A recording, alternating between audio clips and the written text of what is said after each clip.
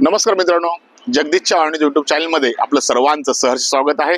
तुम्ही सर्व स्वस्त असाल, मस्त असाल अशी मी आशा करतो। मित्रांनो, मी आज एक गोष्ट सांगणार आहे, ते युरोप खंडामधली गोष्ट आहे। युरोप खंडातली गोष्ट मी सांगणार आहे कुठे, आशिया खंडामध्ये म्हणजे भारत देशामध्ये, महाराष्ट्र राज्यामध्ये, ठाणे जिल्ह्यामध्ये।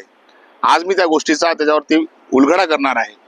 मित्रांनो, ही जी गोष्ट आहे हे आपल्या जीवनामध्ये कुठे ना कुठे निगडित आहे किंवा आपल्या दैनंदिन जीवनामध्ये ही गोष्ट आपल्याला सर्वसामान्य गरज असते। या गोष्टीचा उलगडा करत असताना मित्रांनो अनेक प्रश्न या आजच्या स्टोरीमध्ये, आजच्या गोष्टीमध्ये तुम्हाला घालणार आहे। त्या प्रश्नाचे उत्तर तुमच्याकडून मिळायला पाहिजे म्हणून आजचा व्हिडिओ मी करत आहे। तर मित्रांनो, गोष्ट युरोप खंडातली आहे। तिथे एक राजा होता। त्या राजाला युद्ध करण्यासाठी पैशाची गरज होती, म्हणून त्या राजाने काय केलं होतं की ज्या घराची खिडकी जास्त मोठी आहे किंवा ज्या घराचं खिडकी मोठी आहे तो सूर्यप्रकाश जास्त घेतो, म्हणून अशा लोकांवरती जास्त प्रकारात त्यांनी दंड आकारण्यास सुरुवात केलं होतं किंवा जकात आकारण्यास सुरुवात केली होती किंवा त्यांच्याकडून कर घेण्याची सुरुवात केली होती। अशी ती गोष्ट आहे। तर मित्रांनो, किती विचित्र वाटतं की सूर्यप्रकाश जास्त घेतल्यामुळे, खिडकी मोठी असल्यामुळे त्यांच्याकडून जास्त जकात घेतली जायची किंवा जास्त दंड घेतला जायचा, अशा त्या राजाने फरमान काढला होता। ही गोष्ट युरोप खंडामधली आहे। मित्रांनो, ह्या गोष्टीचा हा पहिला पार्ट झाला।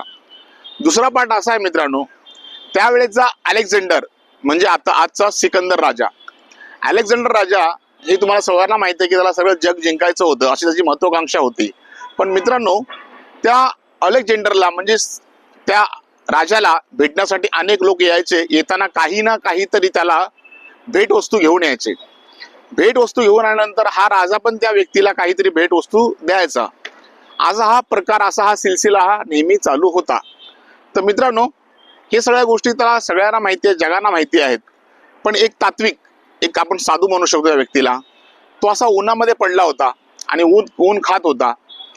आणि उन्हात पडल्यानंतर तो राजा तिथून चालला होता। तर राजाला वाटलं मी एवढा मोठा जगज्योती राजा आहे, हा माझ्याकडे बघत सुद्धा नाही आणि मला काही मागत सुद्धा नाही। मग तो राजा म्हणाला की मी अलेक्झांडर राजा आहे, तर तुझी काय मदत करू का?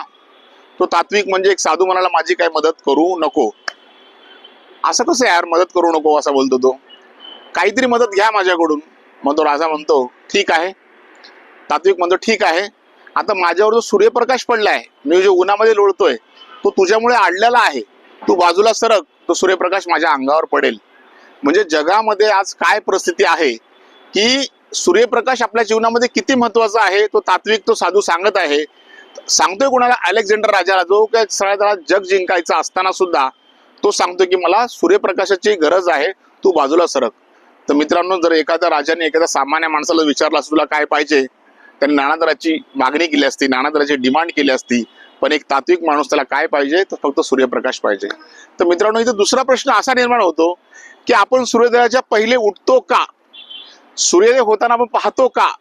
किंवा सूर्यास्त होताना आपण कधी पाहतो का, बघतो का? तर आपल्या जीवनामध्ये हा प्रश्न आहे आपल्याला की आपण खरोखर सूर्योदयाच्या अगोदर उठतो का, सूर्योदय पाहतो का, सूर्यास्त पाहतो का, किंवा पौर्णिमा चंद्र पाहतो का, किंवा अमावस्येचा चांदवा पाहतो का आपण? तर मित्रांनो, हा एक प्रश्न आहे। तर मित्रांनो, आपल्या जीवनामध्ये सूर्यप्रकाश किती महत्वाचा आहे हे तात्विकाने आपल्याला सांगितलेलं आहे। तर आपला व्यवहारिक जीवनामध्ये, या जीवनामध्ये आपला सूर्यप्रकाश अतिशय महत्वाचा आहे।